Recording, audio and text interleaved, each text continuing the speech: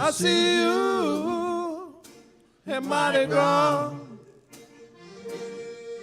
I see you in Mardi Gras.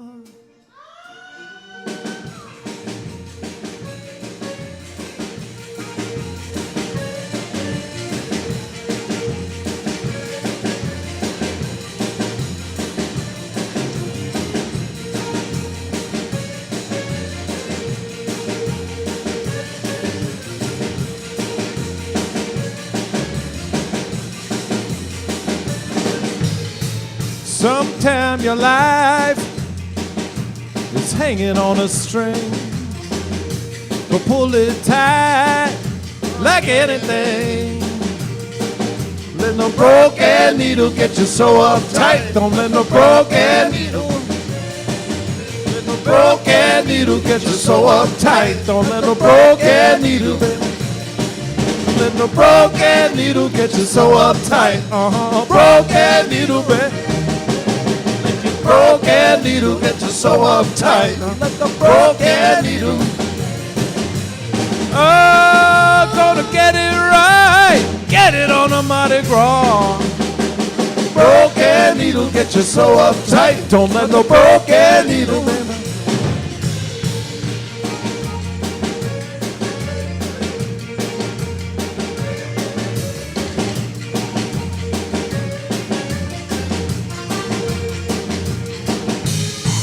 Sometime your life is wearing a little thin, but time to grow some skin.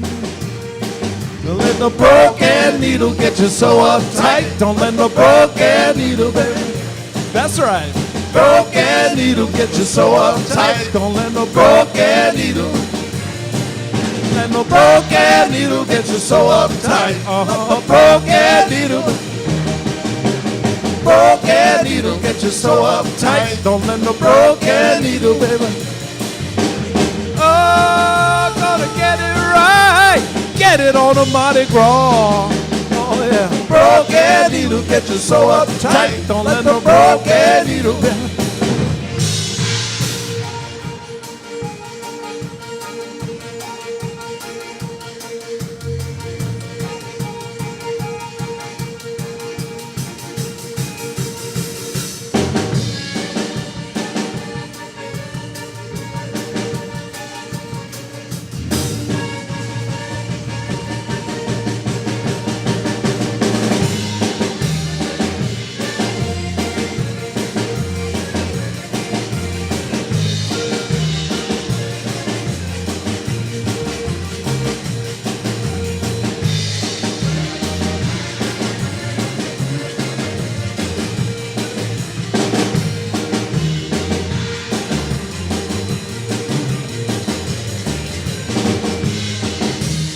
Everybody got to have something beautiful. Everybody got to have something beautiful. Everybody got to have something beautiful. Even you. Everybody got to have something beautiful.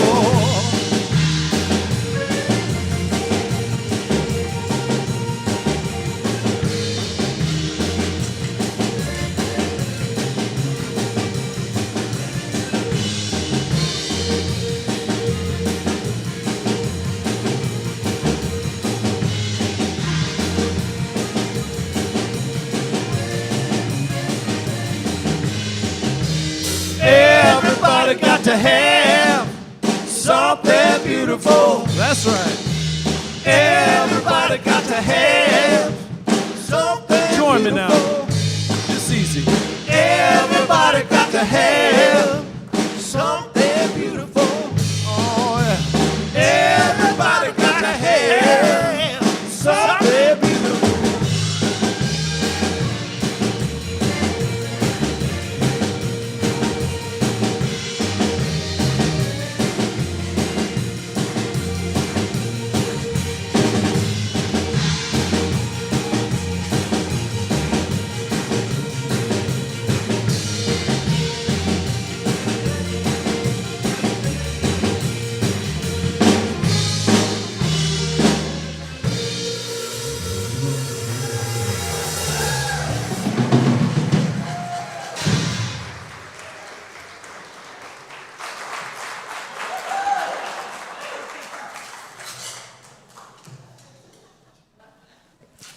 Well, you can't beat that. Good morning. Welcome to Shawnee Mission Unitarian Universalist Church. Whoever you are, whomever you love, wherever you are on your life's journey, you are welcome here. We are so happy that you've chosen to bring yourself here this morning, and we extend an especially warm welcome to our visitors. We were all visitors once, and we also welcome anyone watching our service online. If you like to use a hymnal and forgot to pick one up on the way in, you can grab one from the cart by the door in a moment. We now invite everyone to greet each other in any way you possibly can. And if you're online, say hi in the chat.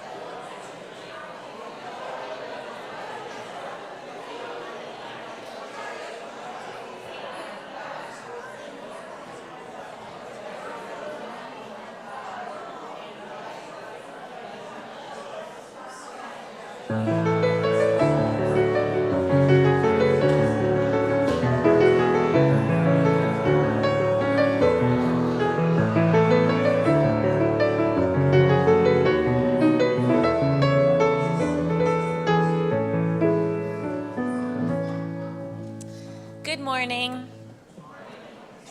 I have just a few announcements this morning. First of all, starting today and through the summer months, children second grade through high school will meet in the Maker's Space on Sunday mornings after Time for All Ages. The Maker's Space is room 16 and right down the hallway directly behind me. Our youngest children will continue to meet in the nursery with Miss Celeste in the pre-K first grade classroom that-a-way. Secondly, if you are a recent newcomer to our church, please consider attending our Just the Basics session today immediately following the service. This is a 30-minute overview of Unitarian Universalism and this congregation, and will give you a chance to ask questions and meet other new folks. So today after the service, grab a cup of coffee and a snack and look for the lovely and talented Jennifer Nelson in the foyer near the welcome table. And finally, today we welcome our very special guest musicians, the Ernest James ZYDECO Band.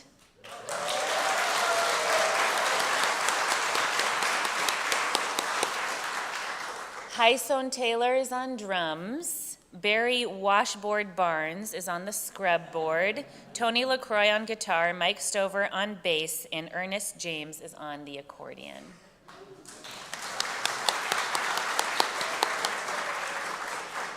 Thank you for bringing so much joy and enthusiasm to our worship service, and I'm going to say it to our bodies because I could feel the music this morning.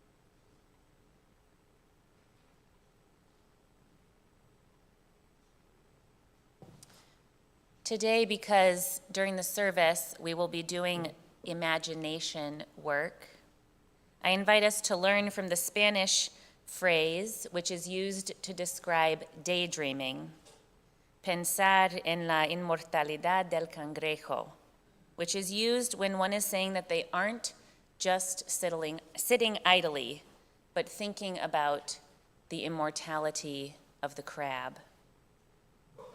Come, let us daydream together, imagine for an hour a world of possibilities, longevity, and joy.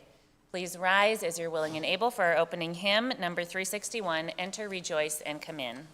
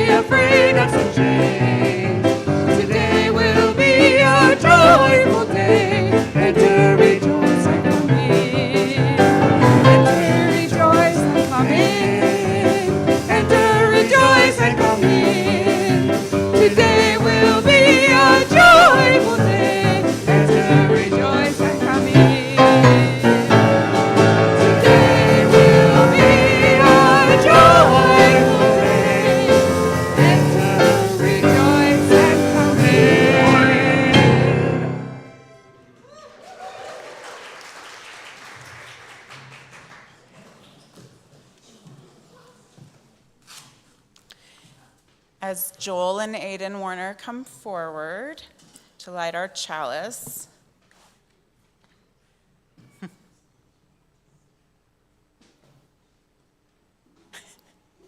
come on, boys.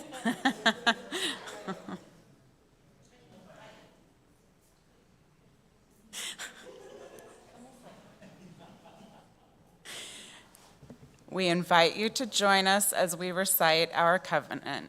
Let us affirm that love is the doctrine of this church, the quest for truth is its sacrament, and service is its prayer. To dwell together in peace, to seek knowledge and freedom, to serve the unity and fellowship, to the end that all souls shall grow into harmony with the divine.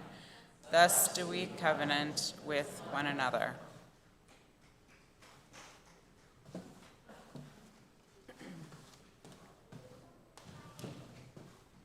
This week is a different format a little bit. This is the Dear Reverend Rose service, which means that people submitted anonymous questions to me that I will be answering throughout the service. There are 5 questions, and my worship associate, Courtney Carlson, will be asking them, and then I will respond.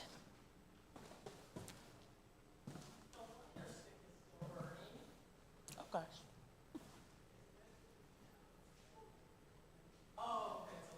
Thank you, though. Safety first.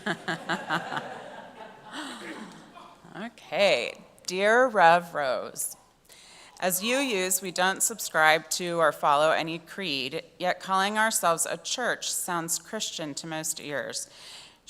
Could we consider renaming SMUUCh to reflect our open spiritual community?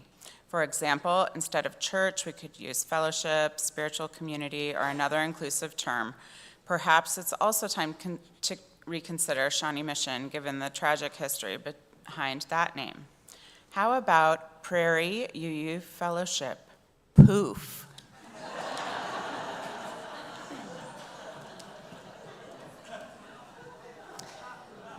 Three different people submitted this question to me, which makes sense because church is by definition a place for Christian worship, and we're not a Christian church, we're a Unitarian Universalist community.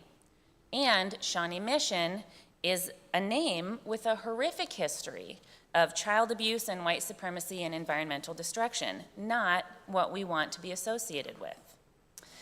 So yes, we have a little bit of an issue with our name.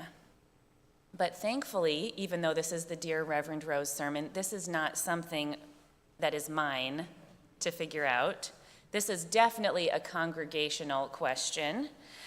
But my one piece of advice is that SMUUCh is branded and lovable, so I would suggest that we work within the acronym, as much as I love poof. That's strong.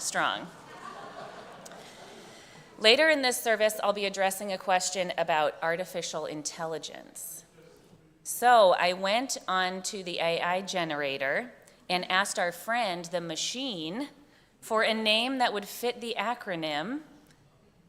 And it first said that SMUUCh could stand for Serving Mankind Under Christ's Healing. I said that's not the vibe. And then it said it could stand for Southwest Metro UU Church. I said, still a little dry, not the vibe. And finally we got to Spiritual Movement of UUs Celebrating Harmony. Still not really the vibe, but I had fun doing that. But really, I think this is a chance for us to do some wild imagining around our name. And in fact, there's a place in our congregation where we can do this.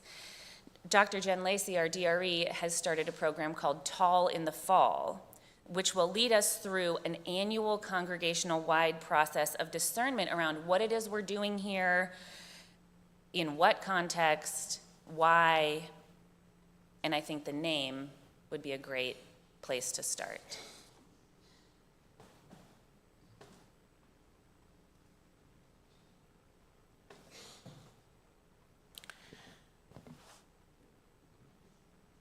This is a question from the youth. Is that right? Yes. Okay. Dear Rev Rose, can we have a naked mole rat as the church mascot? First of all, I love the imagination. All God's creatures got a place in the choir. Yeah, even the naked mole rat. Did you know, dear youth, that the naked mole rat is the only mammal that builds colonies like bees, and that they have a queen naked mole rat, here she is, who reproduces for the colony for 15 years, and that almost everyone else in the colony is a sterile worker mole rat. These colonies have an average of 70 naked mole rats, so I thought perhaps that the youth were thinking we would keep our colony on the prairie. Well, unfortunately, as I did more research, as I really pondered and took seriously this question, I found out that that would be an ecological disaster for our prairie. So if we were to follow through and give this question the true weight that it deserves, we see that we would need to create and maintain an indoor naked mole rat colony habitat, which I thought we could have in the hallway, like how the nursing homes have the little birds. Of course, creating and maintaining the naked mole rat colony habitat would, of course, need to become like the heart of our ministry. But if the youth say that they're going to take care of them, I believe them. And I'm all for it. Just kidding. We feel that the youth need to be focused on their learning. So no. The answer is no.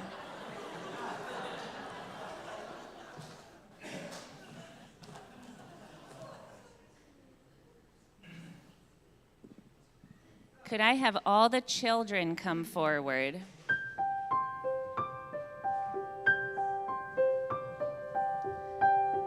Hello. Hi, Charlie. What's your name? Sydney. I remember you. Hi, Rose. What are your names? John. Tristan. Hi, Sam. Hi, everybody. Hi, Arjun. Hi, Andre. Evan.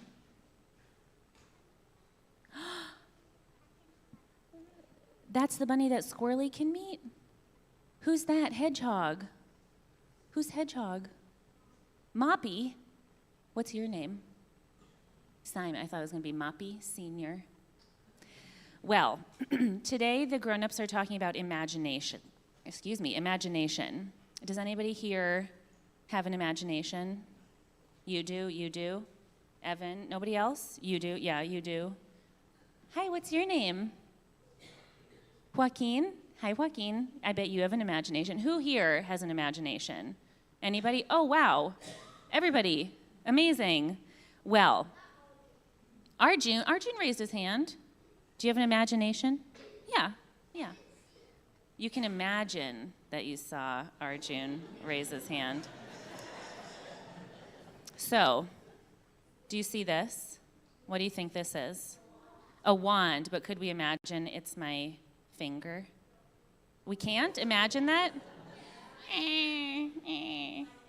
You can. I can.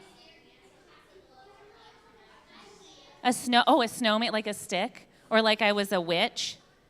Like I was Baba Yaga? Yeah. I can see it. Yeah, it would be a very beautiful prosthetic. This is a real wand. It would look like a bone or like a claw. What, Evan? You wouldn't say it's beautiful, a stick. Oh, yeah, it's like I'm Captain Stick. Yes?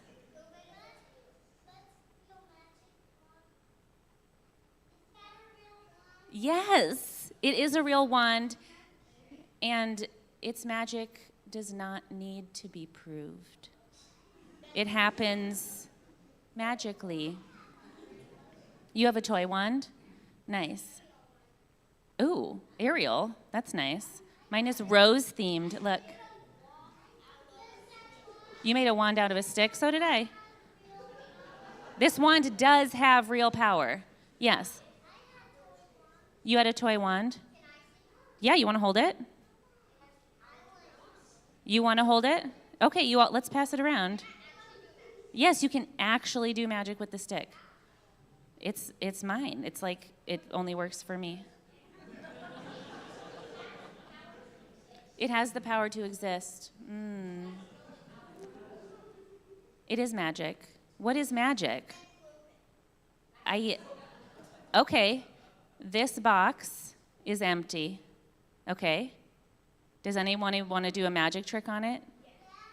Okay, Arjun, come here. What's your magic trick? What are you going to say? You are going to say magic words?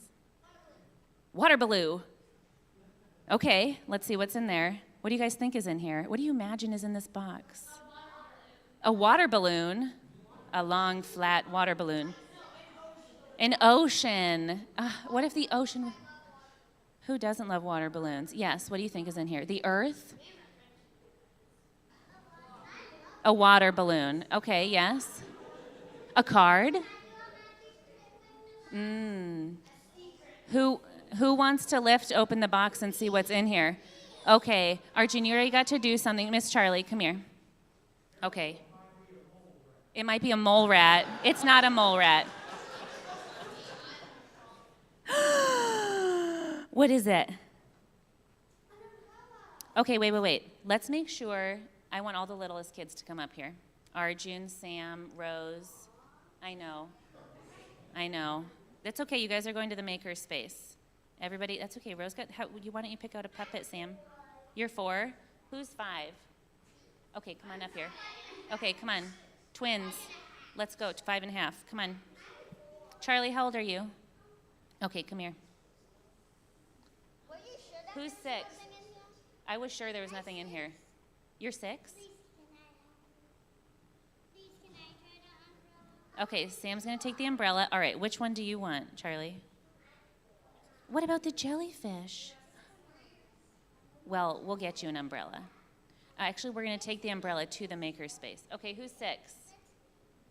Okay, you're 6. Okay, choose one of those. Who's 7? Where's Joaquin? Let's give this one to Joaquin. Can you go give this to Joaquin? He's that little boy right there. All right, does anybody else want a finger puppet to play with? All right, I'm keeping the jellyfish and the frog for myself. Okay, yeah. Yes, you guys get to keep those. Okay, but you have to give me back the umbrella. You have to choose. Okay, you have to choose. Well, Charlie's going to get the umbrella because she asked for it first. All right, we're going to be done with this now. All right. Thank you. All right. Everyone's going to go to, everyone, eyes on me, eyes on me. We're going to go to the makerspace. You should put that on your claw machine. Yeah. Okay. All righty. You're going to go to the makerspace, and I need my wand back. You can do a magic trick in the makerspace. All right. Miss Courtney's going to walk you guys down to the makerspace where you can create anything that you want. Okay, bye.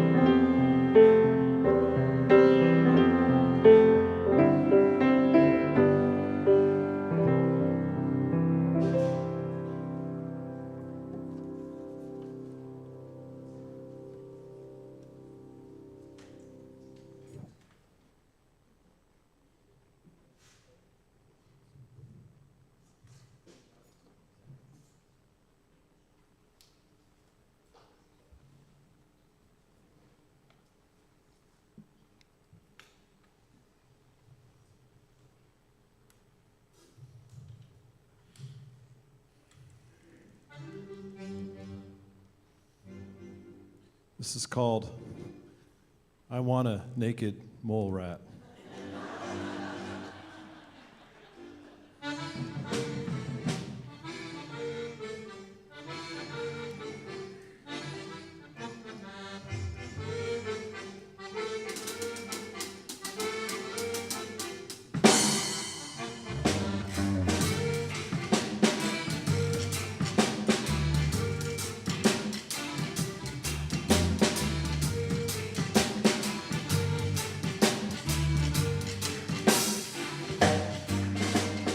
Go get yourself, go to the Get Right Church.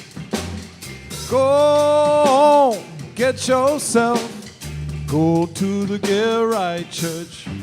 Well, it's Friday night, it ain't too late to go to the Get Right Church. Friday night, it ain't too late to go to the Get Right Church. Oh, won't somebody tell me? Answer if you can. Won't somebody tell me what is the soul of a man?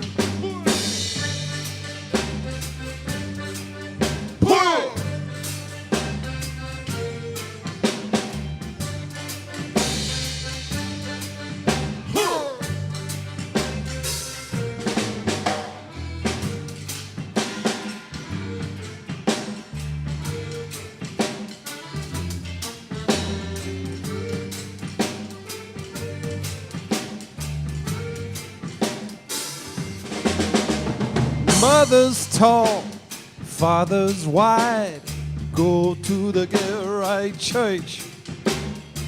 Reach on through to the other side.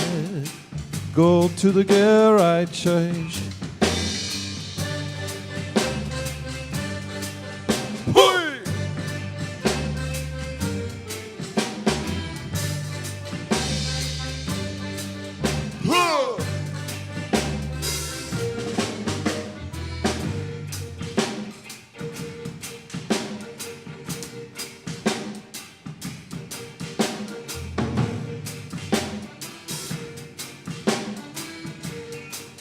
Drums and guitar now.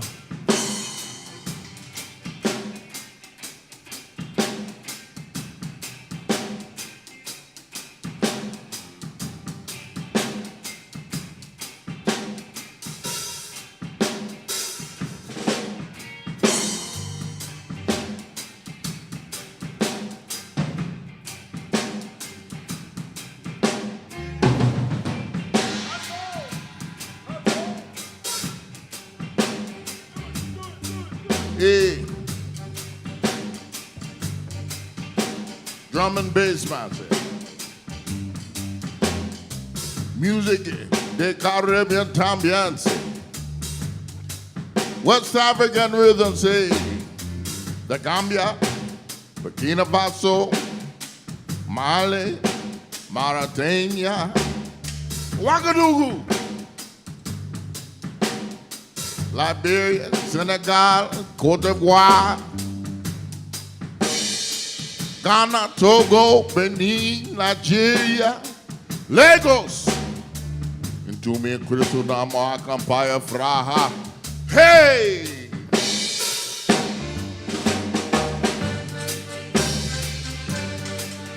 Huh!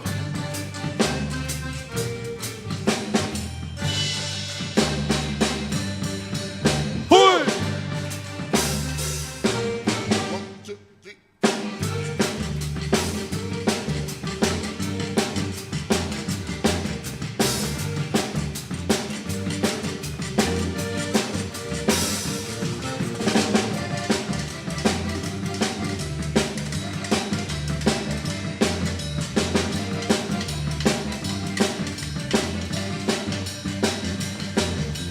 Go get yourself, go to the Get Right Church.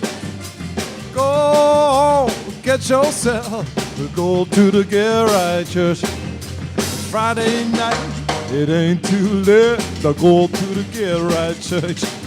It's Friday night and it ain't too late, y'all.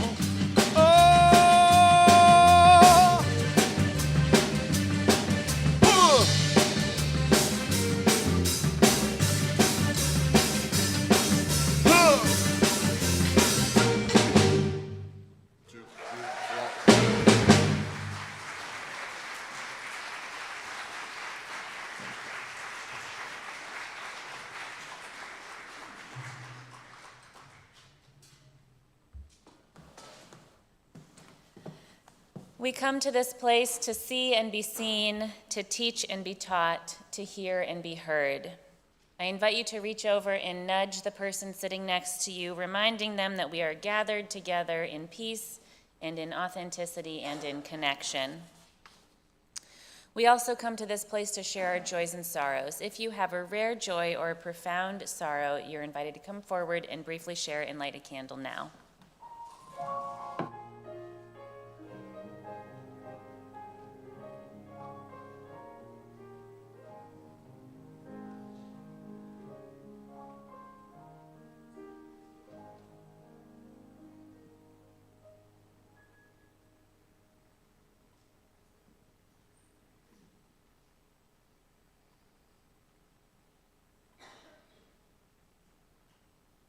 I would like to light a candle of joy. My stepmother, Jacqueline Gafford, we thought that she was in ICU and we thought we were going to turn off her ventilator, but when we explained to her what was going on, she said, no, that's not what I want.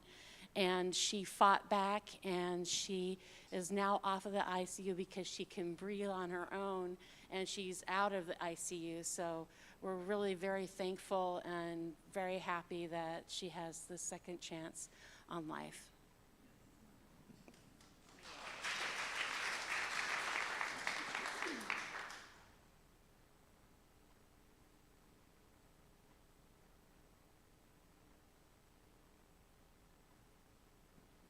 My name is Glenn Shepard, and I'm lighting this candle for my wife, Barbara, who's en route to New Jersey to meet with her brother and sister.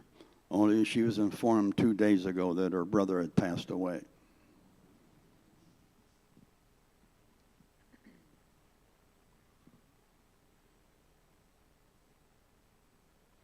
I'm Dale Trott, and I lighting a candle of joy. Just got back yesterday from a 3-day bike ride in Black Hills of South Dakota with Danny Hewitt and Don Skinner. Had a great time. Weather was perfect, and one of the joys of my life is going on rides with these guys.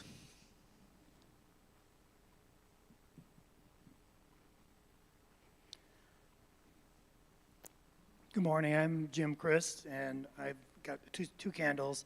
The first is a candle of sorrow.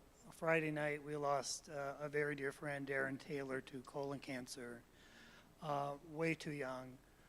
He fought a long battle and is no longer with us. On Saturday, Kevin and I attended the symphony in the Flint Hills, and in that vast expanse of open space, we felt Darren's spirit there.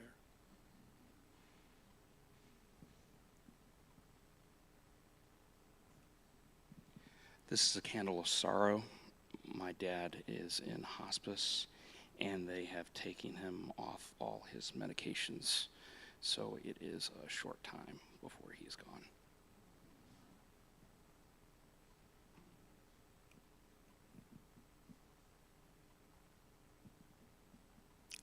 My wife just told me if you can't be happy with ZYDECO music, you should just go home.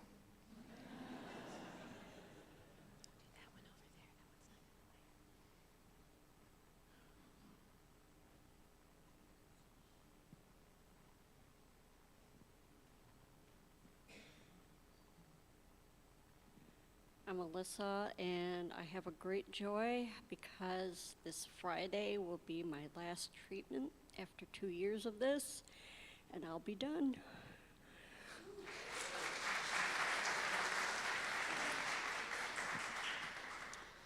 I light the remaining candles for all the joys and sorrows that remain unspoken in the silent sanctuaries of our hearts.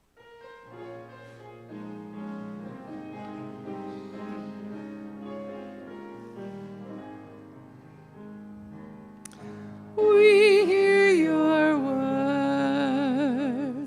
We witness your life In all of its heaviness, in all of its brilliance, and we carry your joys and sorrows in a shared heart.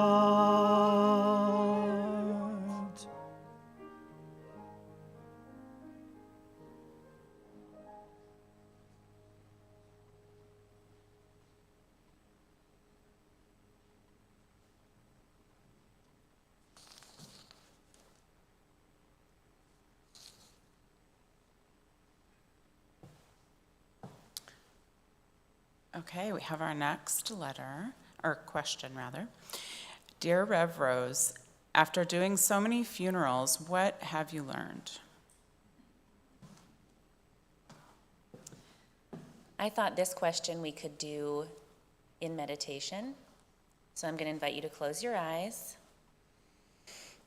and just notice how different it is to listen when your eyes are closed and experience this question. This question is very dear to me, as death and grief work is in many ways the heart of my calling. Everything else, I think, flows from there. The fact that we all die and experience loss is a theological grounding for me, in that it is one of the most human things we do, and surely the most vulnerable.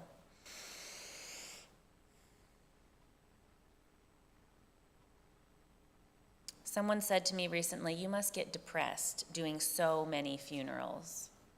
But I really don't. We don't call them celebrations of life for nothing. It's such a joy to tell someone's life to other people after they've died, to work with their people to put together a sort of moment about how they will be remembered. This work involves so much memory and family and loss and also freedom and relief. So the one thing I think I'll tell you today about what I've learned from doing so many celebrations of life is that you are seen. We all are. Even if you don't feel seen or you don't perceive yourself as witnessed, you are. You have a real impact on those around you because I see it at every single celebration of life. Your little idiosyncrasies, your struggles, and even the expressions your face makes matter so much to those around you. They will tell stories about moments that you never would have remembered. What I've learned is that even the troublemakers amongst us, the ones who run towards conflict and make a big bother with all their whimsy, will be seen as pushing us all forward at our celebration of life. Death gives us a different perspective. One man I remember was so worried that no one would come to his wife's celebration because she had had dementia. And as we were preparing to bury his wife, he asked me, "What if no one comes?" And I said, "Then you and me are going to sit together alone in this big sanctuary and tell stories about her." But the day of, lo and behold, 30 of his friends and of her friends showed up just to remember her. You will be remembered.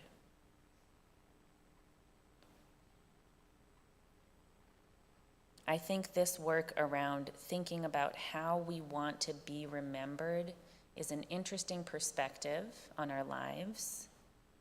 So I'm going to lead a Plan Your Own Celebration of Life class in July, which I recommend for everyone as either a practical course to get yourself and others prepared, or as a spiritual discipline to think deeply about your time on earth and how you want to be remembered, because you will be.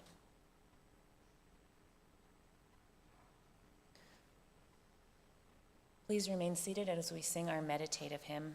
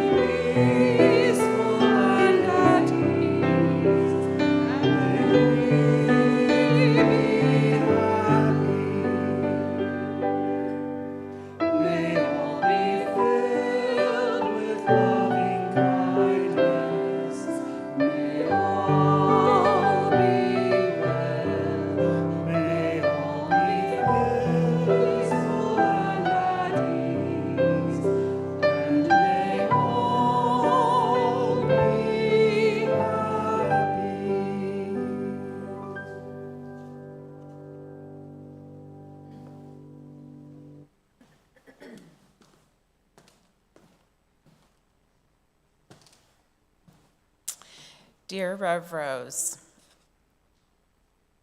how do we deal with climate anxiety from a spiritual lens?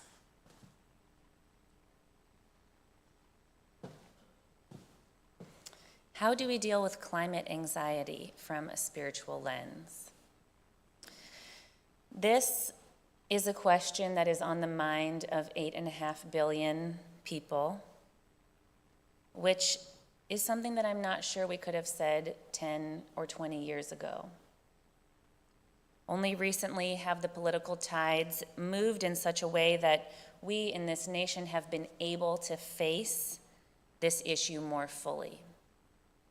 For many, many years and generations, environmental destruction has been obvious, but denied or put off or stuffed down, even though the negative cumulative effects of carbon in the atmosphere were first discovered 150 years ago by a woman, I might add.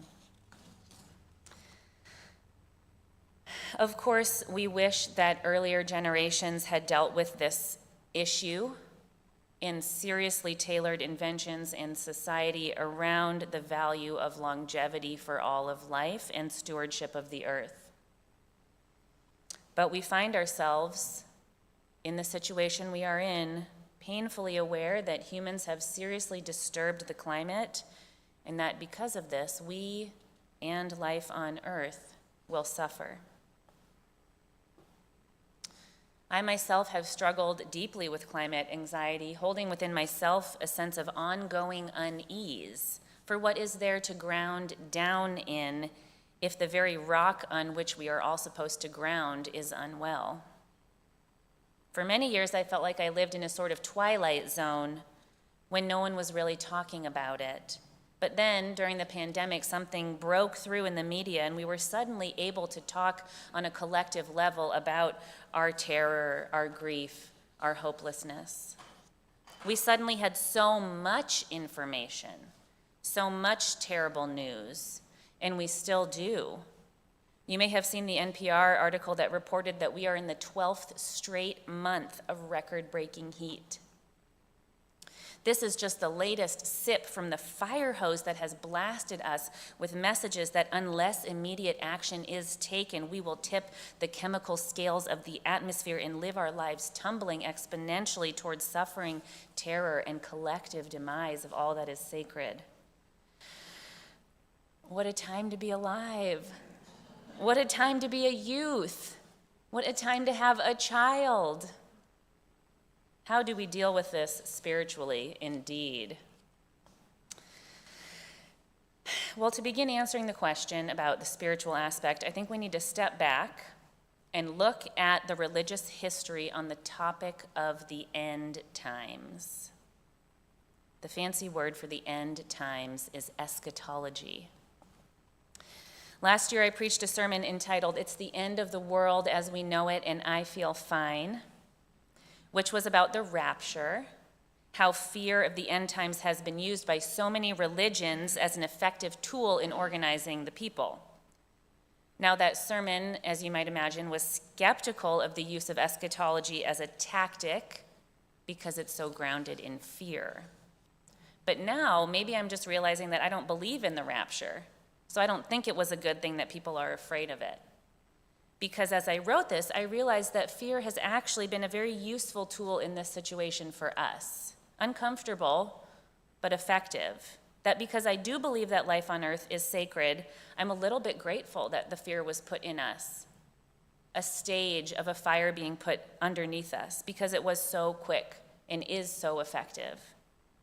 There has been so much progress on climate change, so many wins that have gone uncelebrated, unmentioned, so much legislation that will have lasting change. Indeed, I recently heard a piece of information about the future of the climate that was so different than what I have been feeling that I feel compelled to share it with you, if only because it poked holes in my fear and gave me permission to imagine a longevity for our earth and for our species. And it is precisely this luxury of imagination that I cherish in this situation. This piece of information came from an extension agent, which is a profession of someone who works at the university and brings the latest science directly to the farmers. So you can imagine these two groups of people are quite adept at this. And this person told me that we have in fact avoided the worst outcomes of climate change and that by the time I die, the temperatures should be regulating. If we continue to act consistently, and we do indeed continue to make the needed changes. Now, this isn't great news for me in living a peaceful life, but there is here a very, very deep good news, a good news that broke apart that bad news that felt so static, unmovable, and undeniable to me.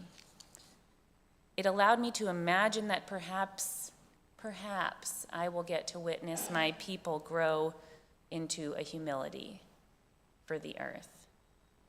That I can dream of my daughter's granddaughter and plan for her. That I will see these cultures that are based in greed and power become restful and still, and instead sit at the cultures who have been protecting and caring for Earth's biodiversity. I hope now that we can recognize that so many cultures that are earth-based have been colonized and their land stolen and abused, and that in that there is a real hope that we could finally be able to dismantle our white supremacy, our grind culture, and seeing ourselves as the hierarchy in the species, and instead truly come to recognize ourselves as part of a web of existence in doing the repair work so that we survive.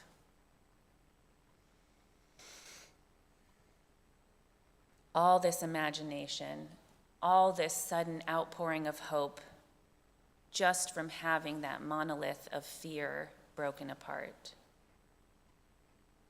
It made me see that it's grounded not in magical thinking, but from looking and finding evidence around me of so much progress that maybe isn't what I thought progress was before.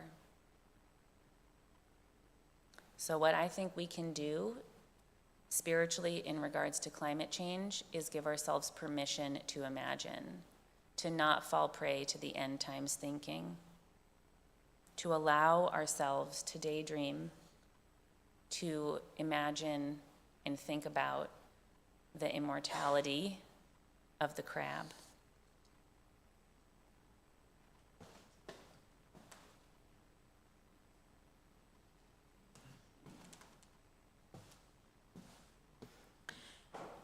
Dear Rev Rose, what is your view on artificial intelligence with regard to knowledge? What is my view on artificial intelligence with regard to knowledge? AI, as many of us know, allows a machine to not only store data, but to also learn, supposedly therefore creating a type of intelligence that is like humans. There's so much in this question, so many facets to think about in regards to ethics and spirituality and humanness. So I will stick to the question, what is my view of AI in regards to knowledge? Well, I must admit that I am just not threatened by a computer's intelligence. I know that AI mines what has already been thought of, and I know that we can imagine. Of course, there's nothing new under the sun, so maybe everything we imagine has also been mined from everything that has been thought of before. Meh. I'm just not an alarmist about AI having knowledge. I just don't think it could ever reach the complex multitudes of personhood and soul. I think about that view of the earth from space that is just a pure, deep cerulean blue circle. That's how much ocean there is. And I'm like, AI, you can't touch this. This being alive, this spirit that even the tiniest noble little gnat has, it's not for you, AI, not even with all your intelligence. But AI is fun, I think. Let me give you an example. There's a writing app called ChatGPT where you can ask a question or give it a prompt, and it will formulate a piece of writing, and then you can continue to teach it about your voice. Writers across the board were curious about whether or not this machine could outwrite us. So I played with it and I gave it a very simple prompt. And I asked it to write a short Universalist sermon on the book of Genesis in a preacherly voice. It produced something that was structurally sound and I'll describe it as a generic seminary paper voice, and was probably 50% useful on the text. The other 50% showed a cartoonish lack of nuance or poetic understanding of the depth of these ancient stories being read anachronistically.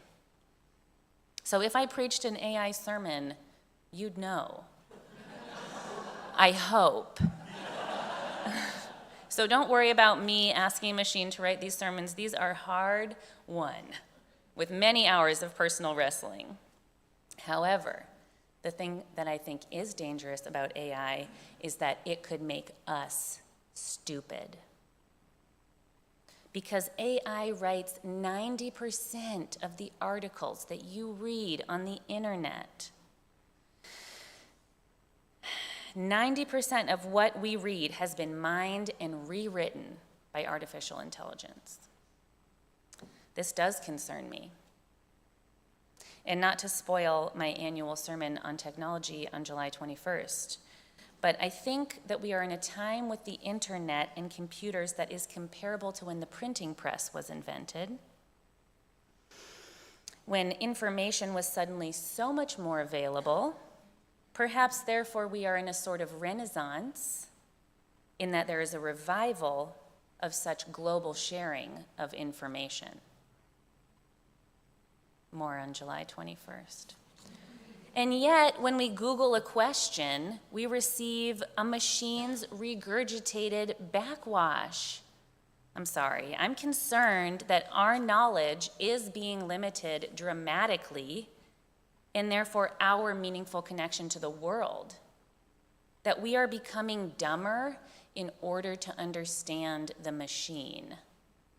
We are working for the machine. We are worshiping the machine. And thus it seems like a good time to have a little bit of rage against the machine and break free a little bit. In the face of AI, we do need to be very cautious about how we interact with it, how we use it, how we relate to these things that are in our pockets, how they might be limiting our own intelligence, our own ability to adapt without them, and most importantly, how they could be altering our ability to imagine.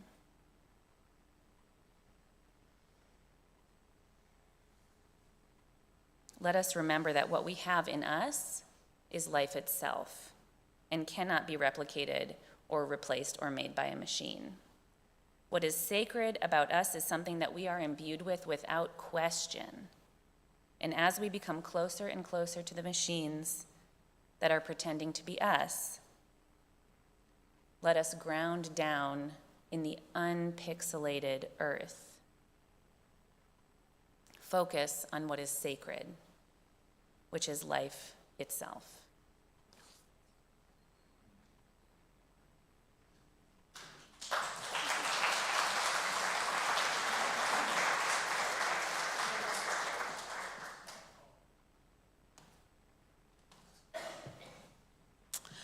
The work of the church depends on us, our generosity of time, wisdom, and financial resources. We invite you to give generously to support the ongoing work of the church. The offering will now be given and received in grateful appreciation of our shared values.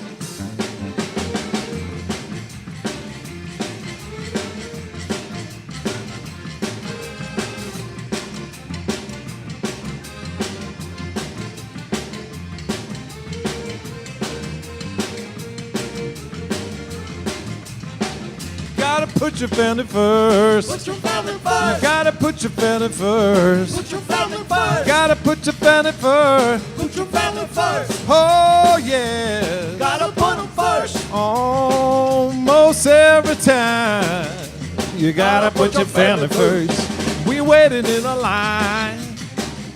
Waiting in a line. Oh, some fool gonna step in front of you. Say, no, no, no, no, no. Oh! Step back, Jack, get in line. I gotta put my family first. Gotta put your family first. Put your family first. Put your family first. Put your family first. Gotta put your family first. Put your family first. Oh, yeah. Gotta put them first. Most every time. You gotta put your family first. Put on a Saturday. The boss man call you on the telephone. He said, boy, what you doing right now? I need you to come back in. I'm sorry, boss, but I gotta put my family first. Gotta put your family first. Put your family first. Gotta put your family first. Put your family first. Oh, yeah. Put your family first. Almost every put them time. Oh, every time. You gotta put your family first.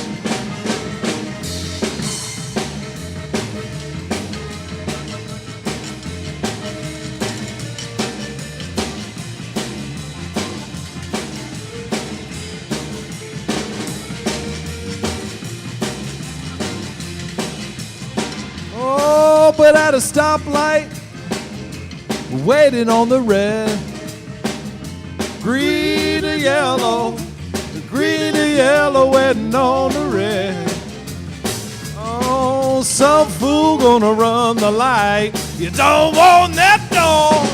Put your family first. Put your family first. You gotta put your family first. Put your family You first. gotta put your family first. Put your family first. Oh, every time. Gotta put them first. Almost every time. You gotta put your family first.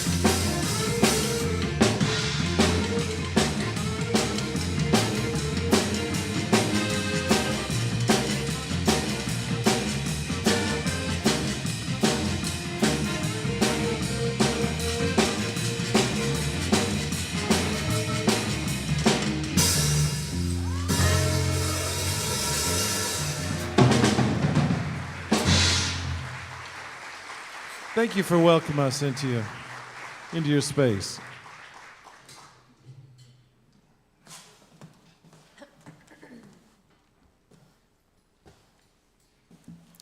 We extinguish this flame, but not the light of truth, the warmth of community, or the fire of commitment. These we carry with us in our hearts until we are together again. Please rise as you're willing and able for our closing hymn, number 108 in the gray hymnal, My Life Flows On an Endless Song.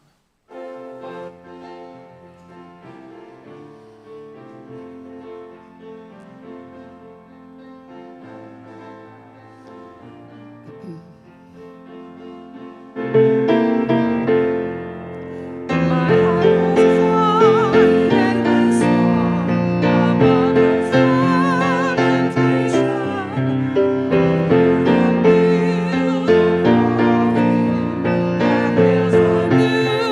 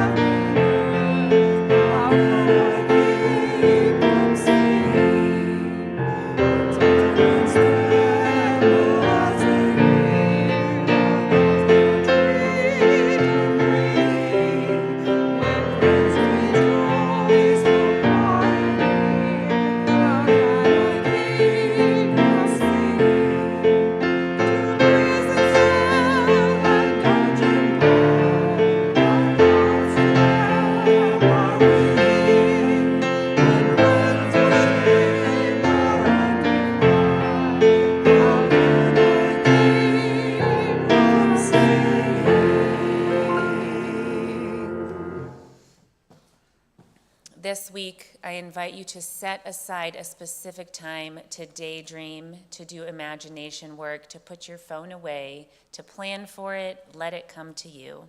Go in peace.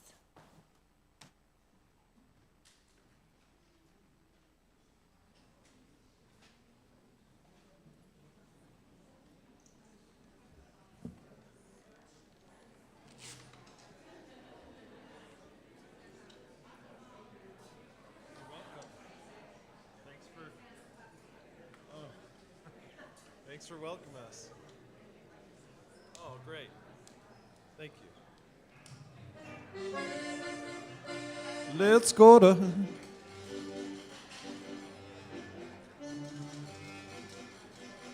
ZYDECO. Let's go to ZYDECO. Let's go to ZYDECO. Go, go, go, go. You wanna go?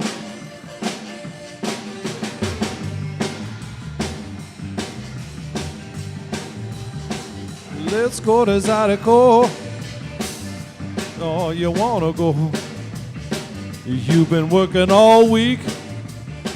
You've been working hard. Oh, you lost your car keys somewhere out in the yard. Let's go to ZYDECO. Let's go to ZYDECO. Oh, you wanna go? Come on, baby, let's go. Huh. Jetzt war er. Come on now. All right along. Oh, you wanna?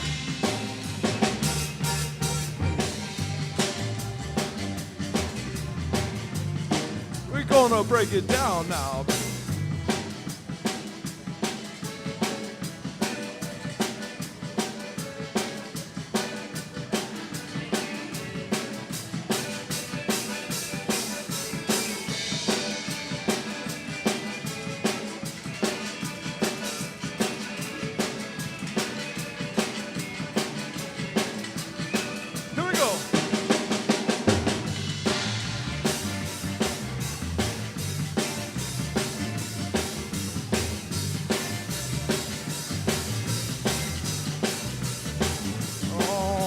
Baby, take my hand and listen to the band.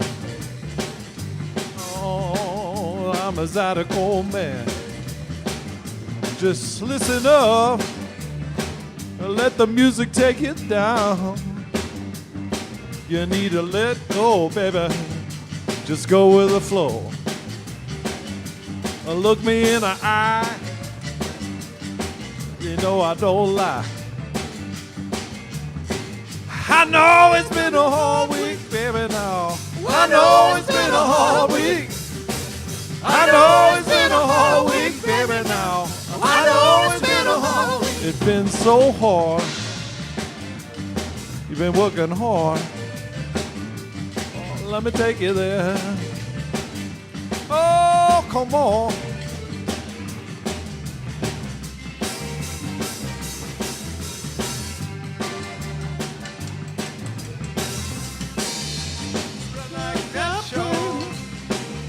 Keep it right like that, show. Keep it right like that, show. Keep it right like that, show.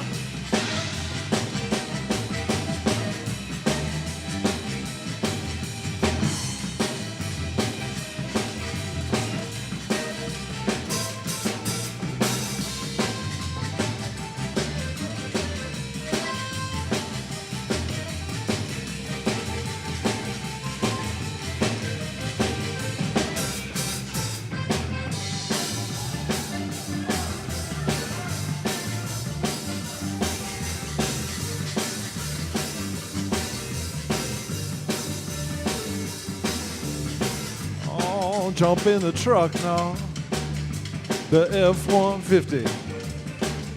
It's a little bit dirty, but it'll get you to the ZYDECO. Baby, all week long, you've been working hard, and now it's time to let your hair down. let it down. Tony, can you bring me there? Yeah. Oh, yeah.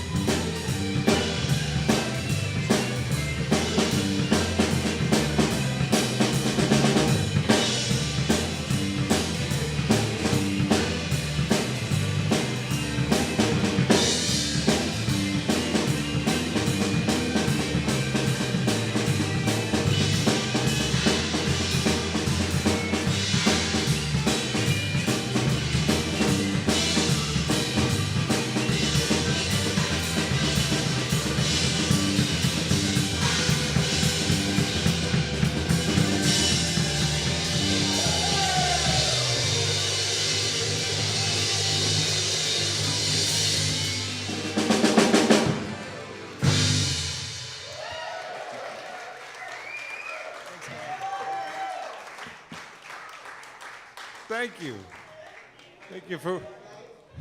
Thank you for welcoming us into your space.